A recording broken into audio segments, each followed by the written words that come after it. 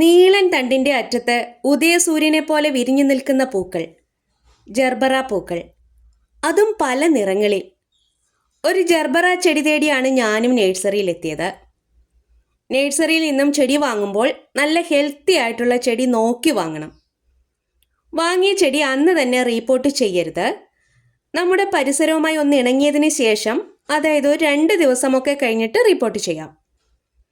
നീർവാർച്ചയുള്ളതും ഇളക്കമുള്ളതും വളക്കൂറുള്ളതുമായ മണ്ണിൽ വേണം ജർബറ ചെടി നടാൻ. നല്ല വെളിച്ചത്ത് നിൽക്കാൻ ആഗ്രഹിക്കുന്ന ചെടിയാണ് ജർബറ. മണ്ണിൽ എപ്പോഴും നനവ് വേണം. പക്ഷെ വെള്ളം ചുവട്ടിൽ തങ്ങാതെ പ്രത്യേകം ശ്രദ്ധിക്കണം. നനവ് കൂടിയാൽ ഫംഗൽ രോഗങ്ങൾ ഉണ്ടാകാനും അങ്ങനെ ചെടി നശിക്കാനും കാരണമാകുന്നു. മഴക്കാലത്ത് ഇവയെ പൂർണ്ണമായും ഷെയ്ഡിലേക്ക് മാറ്റുക.